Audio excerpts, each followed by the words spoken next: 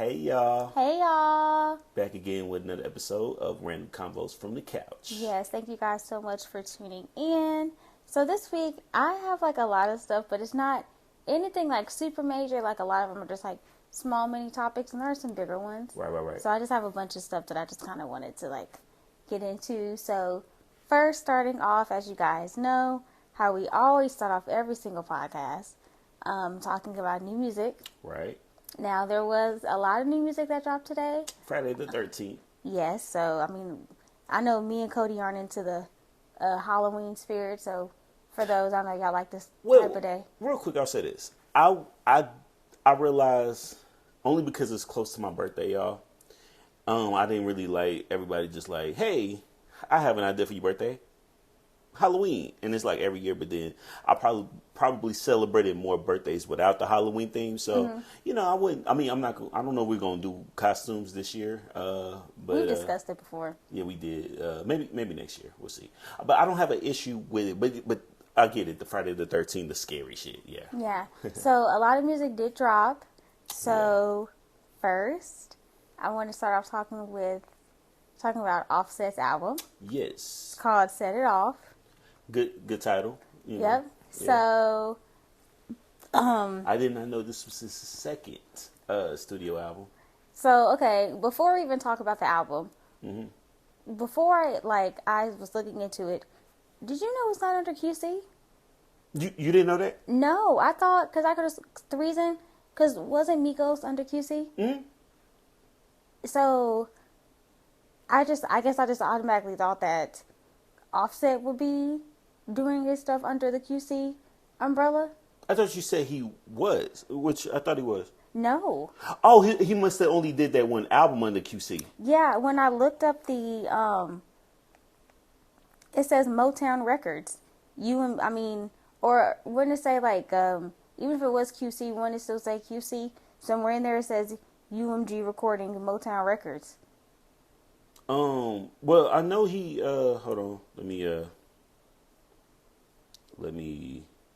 And the reason I also said that too, because I went to P's Instagram, he hasn't promoted Offset's album at all. So I was like, is he not with QC anymore? Like, I know, like, of course, with the passing of Takeoff and stuff like that.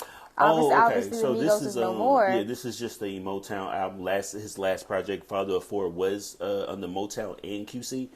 So maybe he just did the solo deal just that one time with QC. And the only reason why I thought about that is because Duke Deuce is under QC, and I remember they have a couple of collaborations with each other. So I was like, I thought you were saying, did you know he was under QC? And I was like, yeah, but I didn't know that. Yeah, I thought this project, but yeah. Okay, but side note from that, y'all. Yeah. So Set It Off. I liked it. Yeah, it sounded good. It sounded really good, y'all. Now, the album was pretty long, and I've kind of noticing too, I guess rappers are getting into the habit of doing this again. I guess maybe this is changing every year, like they want to do short albums and long albums or whatever. It could be also part of the deal, like, as just throwing it out there too. That's true. I mean, but this album was 21 songs. But surprisingly, out of the 21, I liked 8 of them. Oh, let's see. Okay, did you have the ones particularly that you did like? So I really liked the first 3 starting off. Okay. So On the River, Say My Grace featuring Travis Scott. I like that one. The Worth It Don Toliver song. Love that song. And I noticed too, it was a Missy Elliott sample they used. Of course, I really like the song with him and Cardi B. I liked Freaky. I'm going to say like this, because I always like Jealousy. But I like Freaky a little bit more. She slid on it. The ice cream line, looking like an ice cream. I like Dissolve. Yeah, I did too. I really like Dissolve. Dissolve was that was a Travis song. Yeah, I was like, it was very melodic. Yeah, it sounded like Travis, but it sounded really good. I said, okay, Offset. Yeah. I like the Offset and Lotto song. Fine as Can Be. Princess Cut with Chloe. That song sounds amazing to me. Yeah, good. I'm like, good combination. Yes, I liked and I liked the song Upside Down. Okay. Which is like second to last. Yeah. Yeah, it was a really good project, and I will say,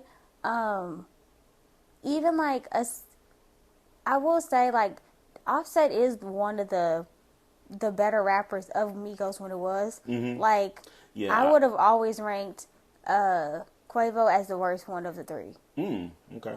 Because I'm not going to lie, even because I think what Quavo has produced, like two solo projects, and I've never liked as much, even Offset's last project, I like some of those songs. I didn't even listen to it, not like on some like flexing. Which like, one?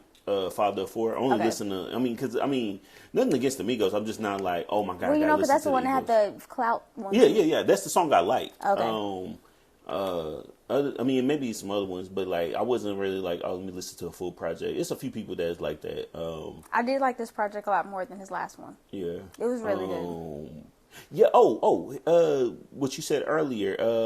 This will also serve as his first project not to be released under quality control music after ending his contract with the label due to Heads allegedly not giving publishing rights for his music. So there you go. Okay, because also too, interesting enough, because that made me think about QC, right? Right. Just kind of keep it there a little bit. Have you noticed you really haven't heard much from them ever since they did sell their publishing rights? Yeah, I typically think that that's how it's gonna go. Like it fell off. Like even like when it came with Little Baby when he released his project, there wasn't really like a lot of commotion like behind it. Like I didn't really hear a lot of people talking about it. Like I feel like it was kind of short-lived. I could be wrong. Maybe it was, the hype of the town or whatever, but I really heard nothing. And then also, too, with QC, I found out just from a clip online that the City Girls project is coming out next week. There's been no promo for it. Yeah, I think they mention it at the Hip Hop Awards. We might get into that a little later. But they mentioned, I think, like, in the interview, not even, like, on the stage or whatever. It was, like, a behind-the-scenes thing where they were being interviewed by some person or whatever. But I'm like, you would think for QC as a label, especially with the City Girls, their last two projects, I think they've released like, what, 2 or 3? They've all been leaked. Like they've never really had like a proper release, right? Something's always happened to where some shit get leaked or whatever and it always gets ruined for them. Yeah. So it's like this time, nothing's come out about shit getting leaked. Y'all have actually announced when your album is coming out. And y'all haven't done any promo? Like, what's going on? Y'all dropping the ball. Crazy.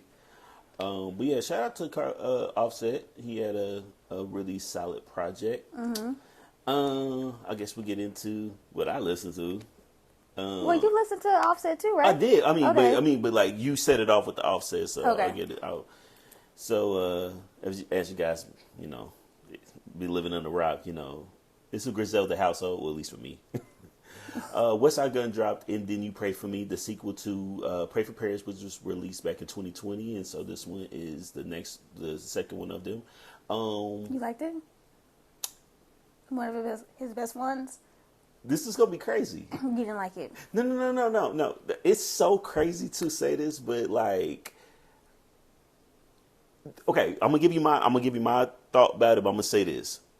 When people went online and said they liked it, I understand why they like it. When people went online and said they didn't like it, I understand why too. So this was his long, like the most tracks he's done. This is 21. Same as Offset. Yeah, I feel like it's a trend. Right. Because Drake's album I think was long as hell too. Yeah, what's so crazy? I don't want y'all to do that. I want y'all just to keep it. No, literally I think it is, right? Because no. I know. How long? Even Diddy's album was that long too. Yeah, but at the same time, I don't want that to go back to a certain thing. I just like a good. It's giving double 12 disc, to 15. Or y'all have to. Y'all got an obligation. And it's funny you mention that. I low key wish he would have did one or two things. I wish he would have either did a double disc project, a side A, side B, like he did with the Hermes 8 project, or condense it to like 15. So, with him, he, West Side Gun has a certain style that he does, the boom bat, type of style, the Griselda sound, if you will. And he also experimented with a lot of trap on this project. Now, I didn't know, last time he did like one trap song, and then the rest was just like how his normal project was. So after a while, when you listen to that one song, that song wasn't bad. I was like, you know what, I kind of like that song. It was him, DJ Drama, and the Doughboy. Well, this time we got a lot more trap, and this was his It was least. like too much. Like it wasn't. This was his least cohesive project. I'm gonna tell y'all this. I do like the project. I really do. I'm not even, but I would say this wouldn't have made. This is not gonna make my West Side Guns top 5. Oh, so yeah, you weren't impressed. No. It was like I said. Okay, I'm gonna say this: the songs that were good were good. The songs that were bad were bad. And I'm gonna tell you, it was just it felt weird. Did it like sound rushed?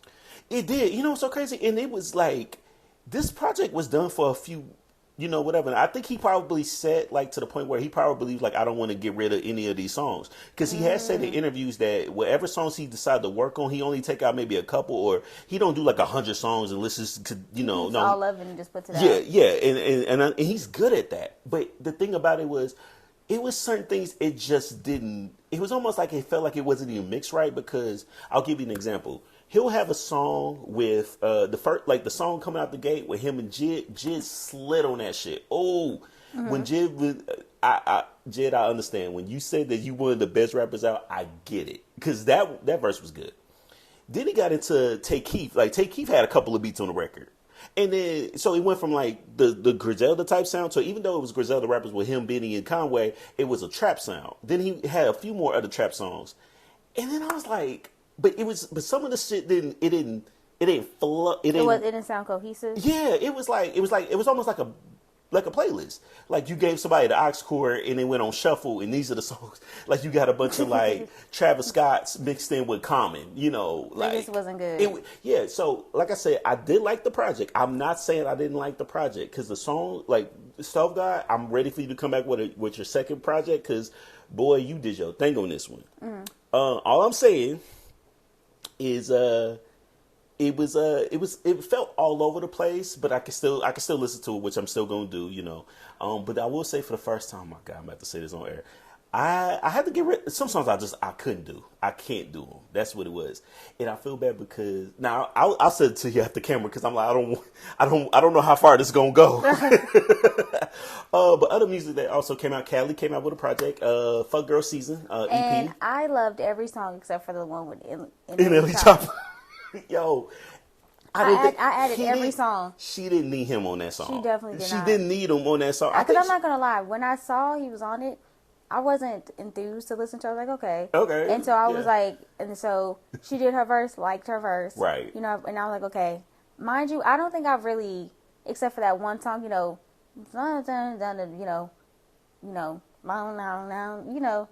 song, bustin',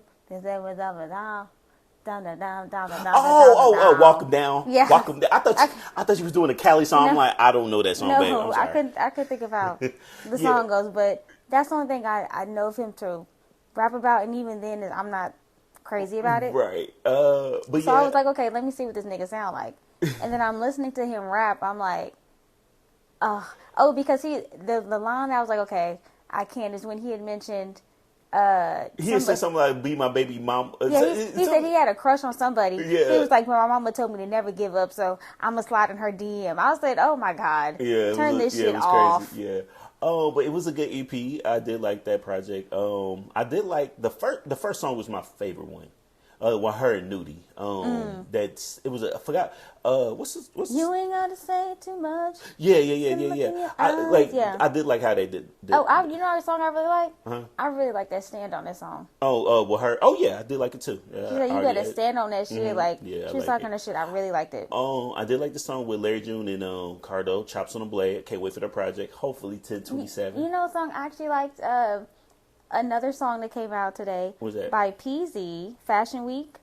On his project. Yeah, is that the one with Larry? It is, Money Man. It sounds really good. Oh, it was a sample on that song, right? Yes. But of course, I don't know so what crazy? it is. That song came out like 2 weeks ago. Well, I saw that it. Well, y'all. Yeah, it was under new music. Yeah, it was, but that's the reason why I said that. I was like, yeah, I listened to it today. And Mariah the Scientist dropped a song. Oh, how was it? Called it's called From a Woman. Yeah, I liked it. It sounds really good. Okay, and she got a project coming out soon. And everything, but yeah, that's new music this week and everything. Yeah. All right, what you want to get into? So just to stay on topic, just like some quick shit to just talk over y'all. So first of all, me and Cody talked about last week Drake's project for all the dogs that came out, right? He had people had a few things to say, particularly Joe Budden. Yeah, the Joe Budden podcast. And Joe Budden was kind of like, basically like on the same sentiment that Cody and I were, kind of saying, like, we wasn't really feeling it, like, I just feel like Drake kind of does, need to elevate in his music as far as what he's talking about. Like Joe said, like, he didn't lie, right? And basically Drake didn't really take too kindly to what he said. He said, you a nigga that wish basically you was me. Like, like I've what you dreamed of being and I've surpassed you, shit like that. And, yeah. Okay. This is so crazy. What? It's like, this is so crazy. Both are right. Both are right. It's so messed up to say this because, okay. So I'll start with Joe. Joe's criticism, I hope what it does, even though Drake said he's not coming out with, he's going to be just taking a break and stuff. I will say when he comes back, I would want him to be more on the, okay, y'all got me fucked up mood. Because I feel like that way, like get back into it because nobody's saying this if you were on the height of your thing. Of course, I know he said something about like to take care of people, say that, but mind you, the people who were saying that really, they still would like you. Mind you, this was his second project at that time, so people still got like you still had that like, oh, you like Drake, that type of thing.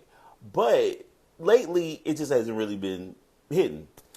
Now for Drake's side, I do understand why he was like, oh, hold on. I can understand some people, but you got me fucked up. That's what I took from it. Because Joe... It's like, it's very hypocritical. Like, especially like, because I think I listened to another podcast and they were talking about it.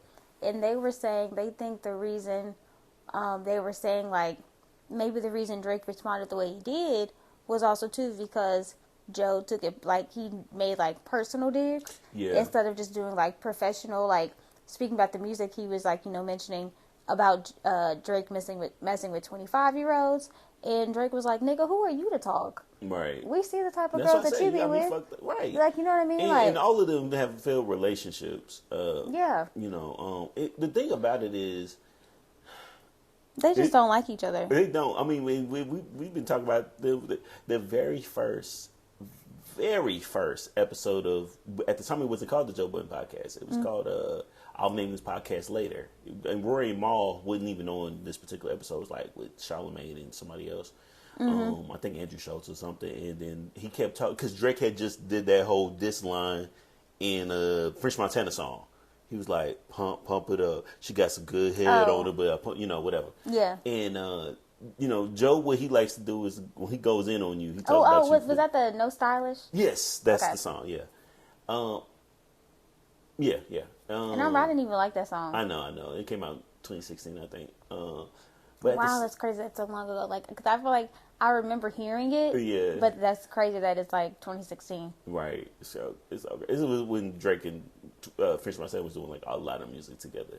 But at the same time, it's just like, dang, he always be talking about them, and but I'm just looking at him like, both you motherfuckers are crazy. That's how I feel. They're both just too old. But also too, I looked up the producers for this project. 40 only produced 7 songs, and it was 20 something. So I feel like that's the reason why, because your fans like 40 productions. You need to stick to them type of beats. That's why I was thinking about even for Westside. I really wish he would have also got more. He got different producers or something. Yeah, he did. And like I said, I have a problem with the trap beats. It was just, I kind of wanted to hear some more Conductor, and all those. Oh, like what Drake got for.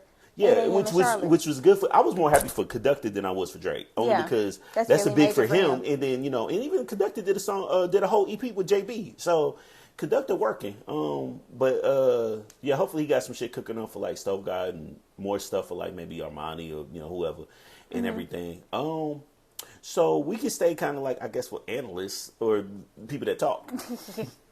The NFL today is been crazy. So I'm gonna tell y'all what I told Charisma a few weeks ago, way before I knew we were gonna be talking about this. Okay. I remember when I told you I was like how when it comes to the NFL, they care more about like the older heads love the young guys more than what the NBA does. Like the NBA niggas don't want you to break their records or if I was in this era, you guys would never make it in my era, and if I was in your era, I would be dominating, all that type shit. They be hating and all that type shit.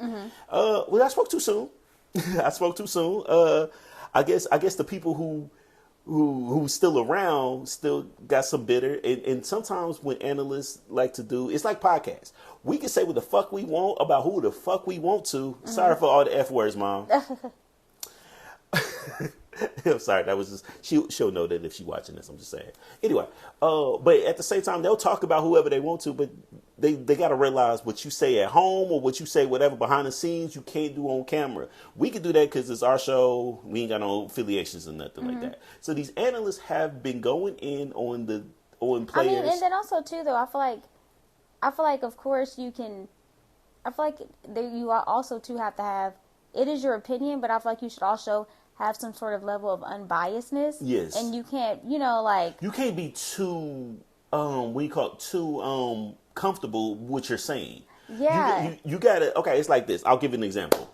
If I was an analyst and say LeBron James, if I didn't like LeBron James, I can't really tell y'all I don't like him. I have to be unbiased. I have to be respectful because this is a job at the end of the day. So I can say, oh, he didn't have a good game, but leave it at that. Yeah, but when you start saying, "Oh, this guy sucks," yes, like, okay, so now you're talking about their level of skill and their talent. So it all started a couple of weeks ago when we all talked about the Kansas City and New York Jets game. We mainly talked about Taylor, but then after the game, we didn't talk about this at first. But Rodney Harrison, former football player, was talking to Chris Jones of the Kansas City Chiefs, and he was like, "What did you think about how Zach Wilson played?"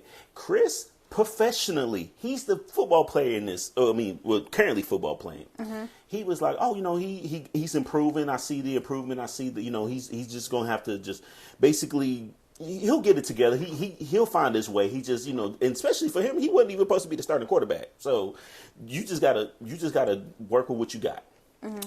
Rodney was like, "No, this nigga suck." That's basically what he was saying. Like, he is garbage. Like, yeah, he said and it's that. like at that point you're giving your opinions of what's going on and things of that nature, and it's like you saying this dude sucks. It's also like, damn, what that nigga do to you? Yeah, just yesterday, because hey.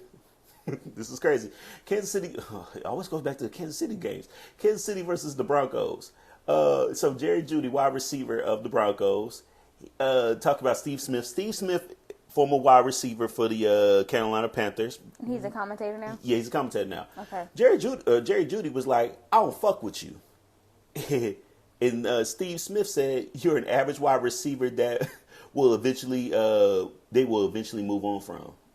Basically, like, so he basically said, "You'll never be me." Right. So right. You're just average, so people know who I am. Right. I ain't gonna lie. I do like Steve. Steve do keep it real, because I remember one time it was something that happened and he was like on the, how they do the on field, like they got the camera right there and they got the game get ready to happen. All the football players is jumping around. He said, "One of these football players sent me today. They will not be playing tonight."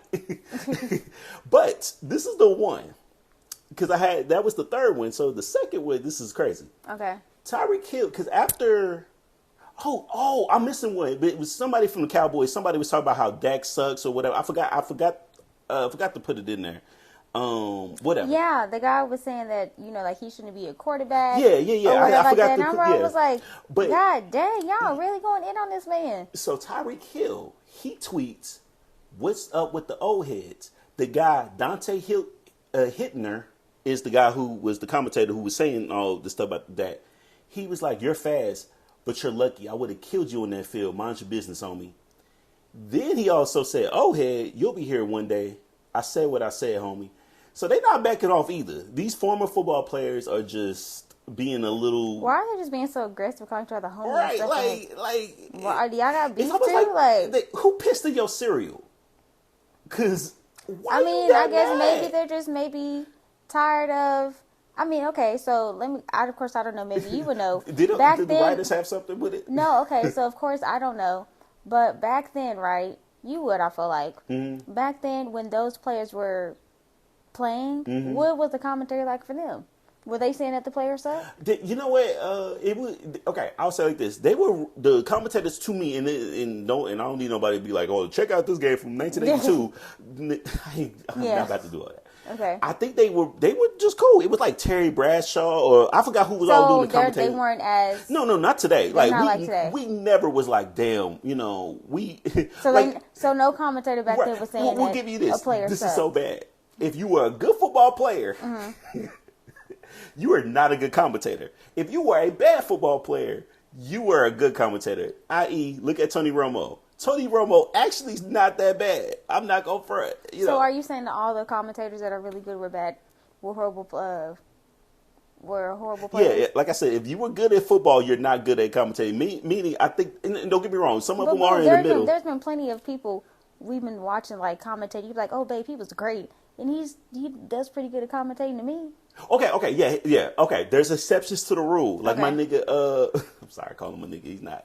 Oh, what's your name? G-Reg. What you do? Get Greg Olsen. From Miami. Yeah.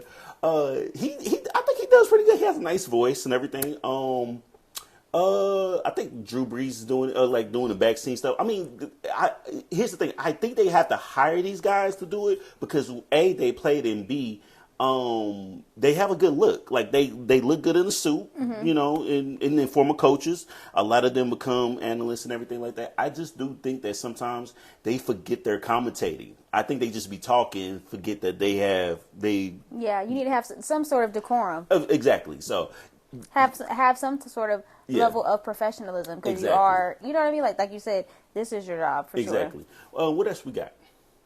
So, okay. So some things I wanted to discuss. Okay. Is just because I thought about this specifically when Larry June announced he was releasing another song. Mm-hmm. It made me think, do you think that some artists are dropping like music too much? Like, and it also made me think about it too, how when we were speaking last week in regarding Nas, and you were talking about how he'd released 5 projects within the last, 6 projects, I think within the last either 3. 2, okay, sorry, I was My going to say bad. 2, within the last 3 years, Yeah. with, I don't know if it was All Hit Boy or All Hit Boy, and I remember you were saying how, like, some of the projects, like, you didn't even get a chance to digest it or really take it in. I'm happy you brought that up. Because here he is again releasing another project. Yeah. And like I said, it made me think about that again. Excuse me.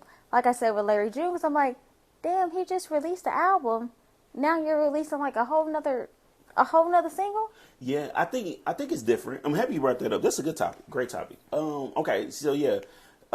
With the whole Hit Boy and Nas thing, I didn't expect them to do as much as they were doing. Because King's Disease, the first one, it was a very good project, won a Grammy. And then the very next year, he dropped King's Disease 2, which is my favorite out of the King's Diseases, personally. I just thought it was overall a good project and everything. That was in 2021. And then at the end of 2021 was Magic. That's the first one they did. That was on the Christmas Eve.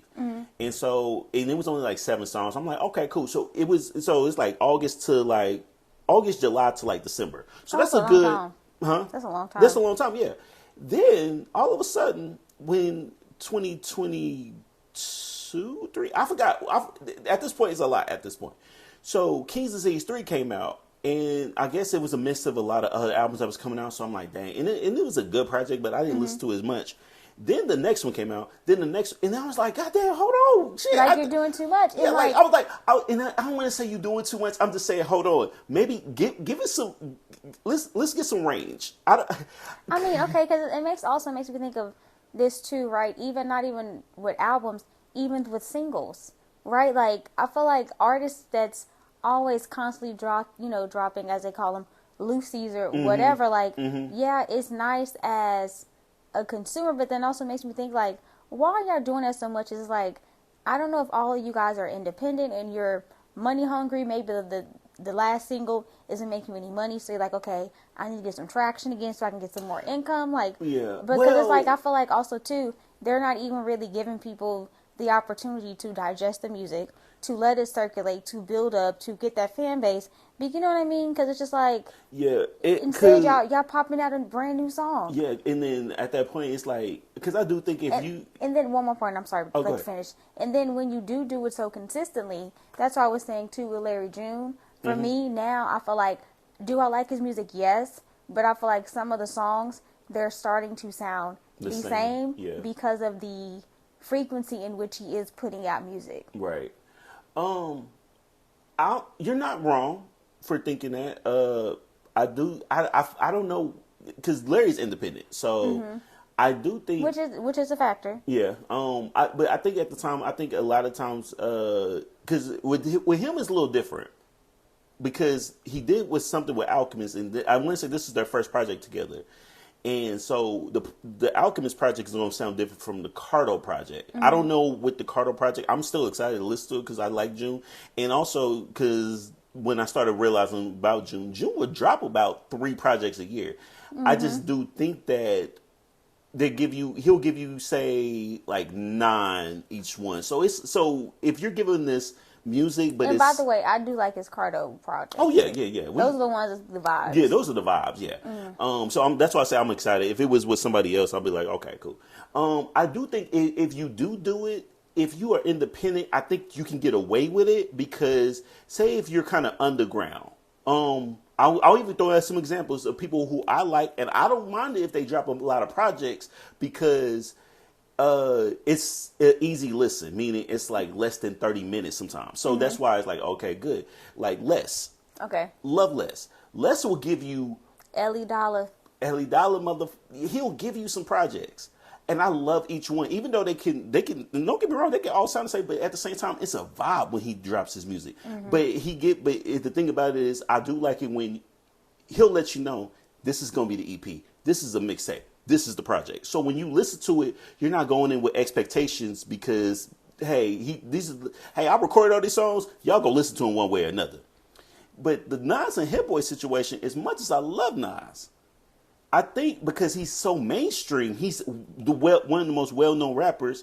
It feels like, okay, hold on, shit, I'm just now. Maybe it might be like, contractual obligations, right? Like kind of the situation, kind of like. No, he's doing this off his own. So he's independent. Well, no, he's not independent. Well, I don't know. This is not like I don't know what major label he on. Because I was gonna say maybe it's like, you remember how like this is off him. Because you remember like not the amount of albums, but as far as the music, right? When it first came out about the whole Chris Brown thing, right? When he released a project of like 40 something songs, yeah. And remember, I think it came out that it was, well, I don't know if that was it, but you remember there's a rumor that maybe he was trying to fulfill contract obligations. Yeah, I mean, but that makes sense because he's a major artist, and sometimes you don't want to be part of that label. Yeah, this is off his.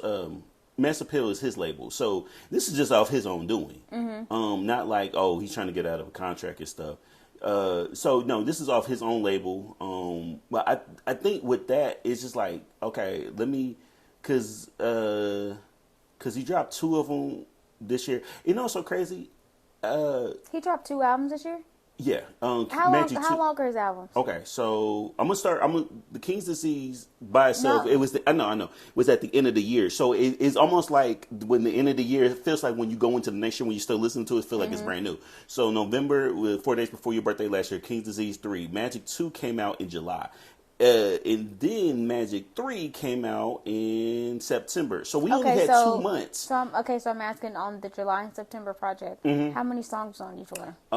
Well, since I'm on Magic 3 had 15 songs, was 45 minutes, and then Magic 2 didn't have that much, which was 11 songs in 30 minutes. But I think it was just because I think that's a lot of music to digest. Yeah, I know. I think it was just because it was just those 2 months apart, and it's like, damn, like, hold on, I didn't know y'all could. You ever thought? Okay, so my thing is, the last one dropped on his birthday. Yeah, what's up? This is just like a wild thought right now.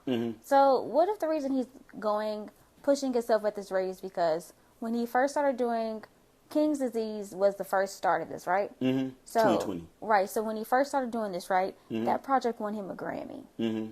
Right, his first ever Grammy for Nas. Yeah. And you guys know Nas has been in the game for a long time. Yeah, early So 90s. what if now he's like in this mindset of like, okay, I need to start making music so I can be Grammy nominated.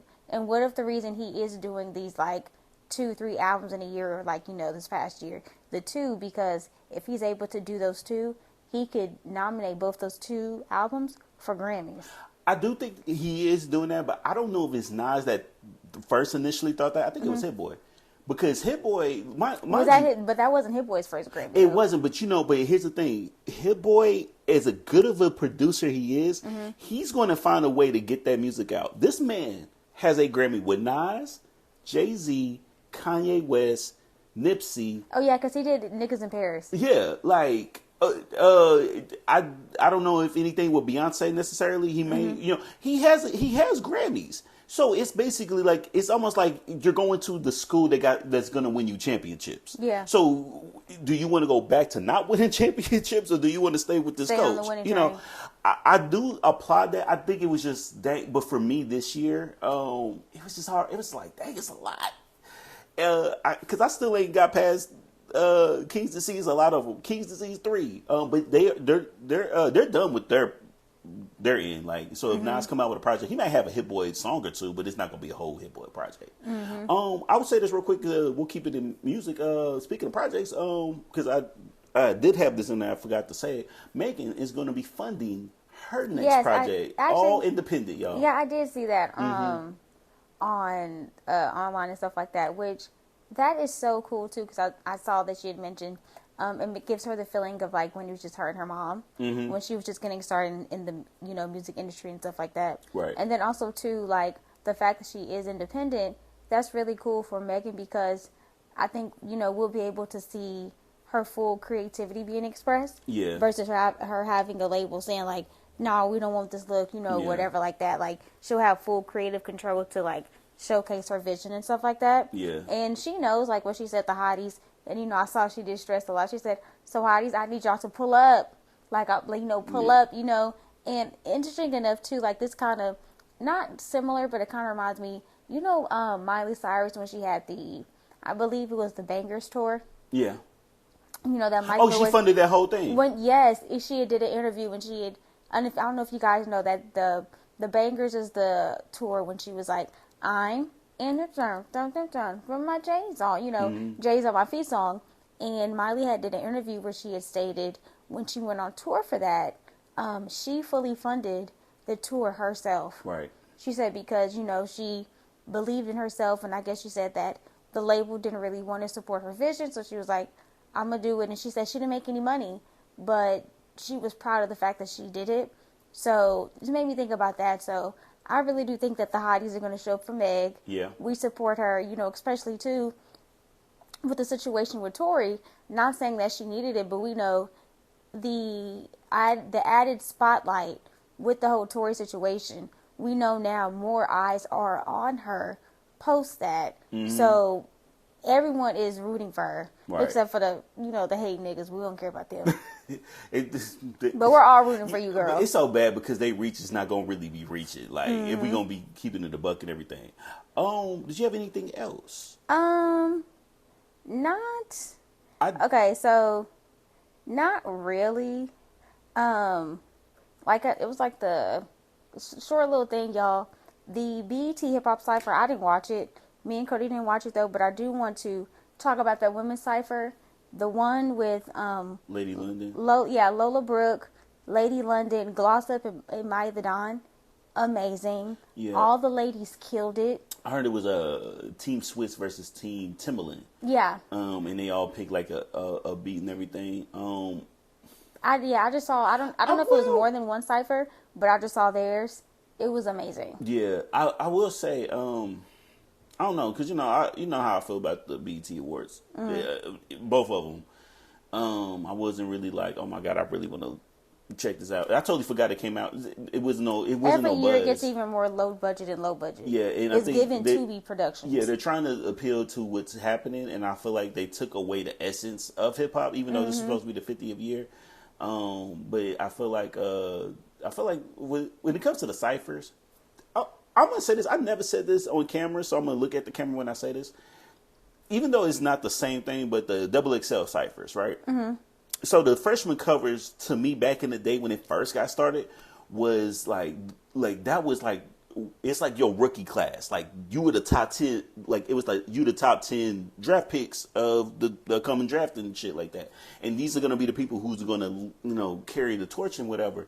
And the first four were my favorite. Like those are just they like the people at that time that they had in there made sense, right? Mm-hmm.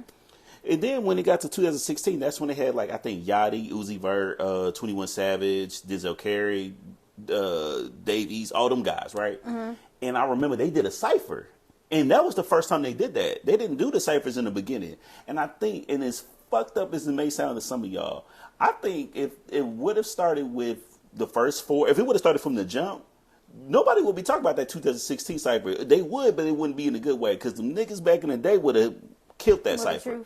Huh? With the truth. Yeah, like think about this. We would have got like Cole, Freddie Gibbs, Nipsey Hussle. Who else was on that cover? Big Sean. A lot of the greats. A lot of the greats, and then even one with Crit and Kendrick Lamar and all them and everything like that. So I'm just saying, but the BET Awards, both of them, because I have to say both of them, the nominations be all over the place. There's no consistency. It is what it is. I do have a brief can you believe this shit? Okay, I have one too. Okay, I'll go first and then I'll let you go because I think yours will be good. Okay, go ahead. All right. I did have the ones we were gonna do last week. I'm not gonna do because whatever. But this is about Mikey Williams. He is I guess you could say officially the University of Memphis point guard and stuff. Y'all, let me tell you, if you guys know who Mikey Williams is, if you follow. Like the recruits going in, basically like he'll be in the same class with like Bronny, shit like that. And this dude possibly was going to be the number one draft pick of what's this year, 2020, 24, 20, I think 2024. I think next year or 20. Yeah, I think he was probably projected to be that high. He was doing interviews. He was everywhere. Incredible basketball player. If you guys watch the highlights, you know exactly what I'm talking about. Well, he's going to be standing trial from six felony gun charges. He got caught with a gun. Yeah. So he was caught back. He was arrested back in April. Was charged with 6 felony counts of discharging a gun at an occupied vehicle late night, and it was just the fact that, like, dang, he might be going to jail for a long time. And the fact that we didn't even get to see him in college basketball. Because if you guys may know, you only have 1 year for eligibility in college basketball. And then you're if you're good enough, you can go to the NBA, get drafted pretty high, start playing some basketball, build your body up and all that and everything. And the fact that, like, even if say if you didn't have to go through the 1 year eligibility, he was going to get drafted out of high school. Mm-hmm. And the fact that basically he threw it all away. Like, it's like, dang, and then and another thing I was going to bring up this week, y'all, because I thought it was kind of cool in a way, but the Golden State Warriors, I don't know if you heard about this, the Golden State Warriors actually went to a prison. No. To play basketball against the inmates. Oh. Well, I mean, I think they... I'm not gonna lie, that's not what I thought she was gonna say. Which I was gonna say to give them hope, like one day you can be like me. I forgot these grown ass men in prison. Steph got the basketball, and then he just shoots it from long range. Like one day that could be you. Yeah, but it's like never mind. These you're niggas gonna be in guarding prison. me, and I'm still gonna make that shot. Because I'm sure I don't know what the NBA requirements are, but I'm sure you can have a felony. Yeah. Going in. Hold now, on. if you obtain one while you're there, it's different. But It's going different. in, Miles Bridges turned himself in today. Oh, who was that again? Remember the y'all. I'm gonna tell y'all what happened. Let me get this out because you can say your thoughts. I just want to get this out first. Y'all, I was watching. This is last year. I was watching a music video, and it was Miles Bridges. He was rapping, and Charisma watched this video. Oh, the nigga from Charlotte. Yes, and Charisma was like, Why is he rapping? And he wasn't He's rapping a basketball player. Yeah, he wasn't rapping like June, like on some plays, like Currency or something, like on some like cool, like whatever. This nigga was rapping for his life. Yeah, he was talking about I got the ops, got the sticks, I got the 27 days, nigga. 27 nights. Mac 11 Ks, nigga. 40 got a knife. Got this light skin, she bad. Put her on a flight. She said you only want to hit. I said, damn, girl, you right. It wasn't very believable because I'm like, you're a professional NBA player. You talking about you toting guns and doing all this shit. Right, I'm like he sounded like a thug, and I'm like, hold on, and she had a point. Like you made it. Do you know that we can see what you do for a living? Yeah, like you made it. Like you probably have funded your rap career with your basketball money. Like you don't have to do this. So look, I get it. Means of income, I get it. But at the same time, y'all, some of y'all don't have to do a second thing. You're good at what you're doing. You don't gotta, how like an Instagram model becomes a rapper. Mm-hmm. Like, hold on, you're good at modeling. You don't need to model. Mm-hmm. So yeah, Miles Bridges, he made, he was I don't know. I think he had a warrant out for another domestic violence charge. So he turned himself in today. Throwing it out there. That's another can you believe that shit, basically. But what you got this week? So my can you believe this, Sean? If you heard the story, it says woman moves states in. She basically moved from Florida to Virginia to work at a job, and then afterwards being told that she wasn't hired. Oh damn! Go ahead and tell me about this. It's good. So a woman relocated to a new state after being assured she landed a job, only to discover it was never hers.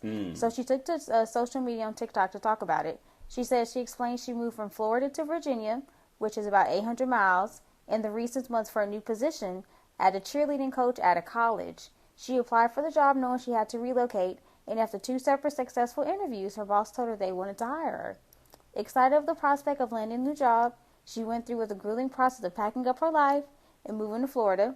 Come July, Cameron's new boss told her she'd like for her to start on August the 1st. But she needed to submit her details to the college the college's HR department merely as a formality.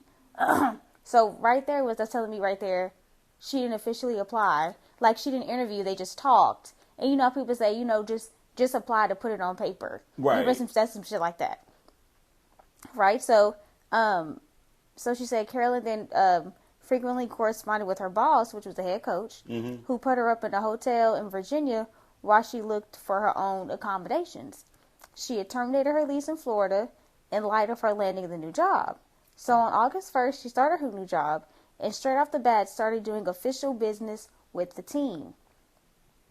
But 7 days later, when she reached out to HR, she was told that her application was still under review, despite Cameron being told the role was hers. Things got even weirder when the head coach asked if anything would come up on her background check for HR to tell her that her application never reached the stage in which her employer would run a background check.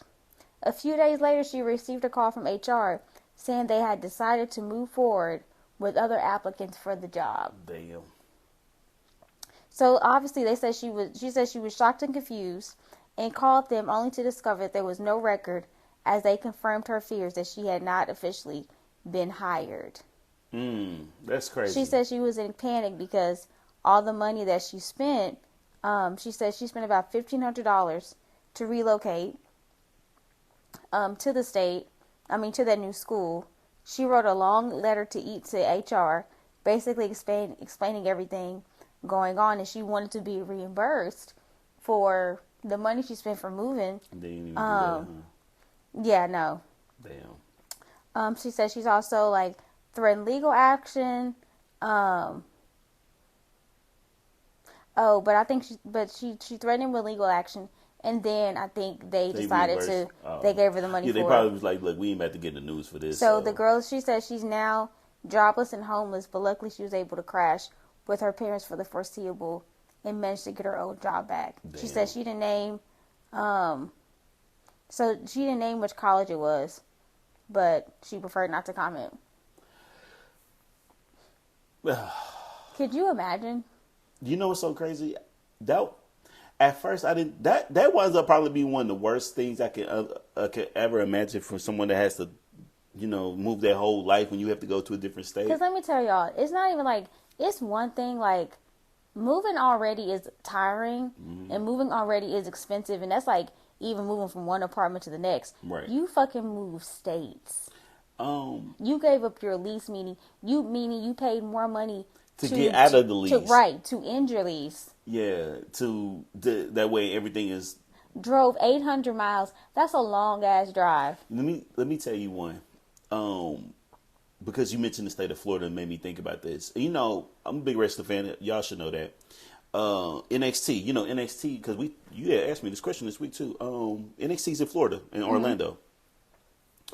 So one of it was a wrestler who got hired. And she lives in Las Vegas. So she had, I think it was her husband, and their daughter. Her husband had to finish out whatever he had to do with his job, and her daughter moved to Florida. So she's picking her daughter up on the first day of school. She gets the phone call that she got fired. She just got there, and they already and here's the thing: why she got fired? Her husband was already in transit, basically to go into Florida. And so it was like, damn, like you just got hired too, and they just like, yeah, no, you're not hired no more. So yeah, I mean, they do have states do have that right to terminate you. They do, and it's the crazy part. But it's just like, damn, you know, like that's like a risk, like especially trying to, because when you pick up and move your life, I can only imagine what you had to be going through at that time. Like, what the, so. Yeah. Real quick before we get out of here, you said you was gonna share a response about the whole Airbud thing. Let's do that last time because our food is ready. So. Okay. Oh, well, yeah, we gotta go, y'all. We're gonna keep it a buck. We are hungry, and shit, we gotta eat too. Just like how y'all could just watch this and probably eat a burrito or Chipotle so we definitely appreciate you guys for listening to another episode. Always. Until next time, y'all. Bye. Bye.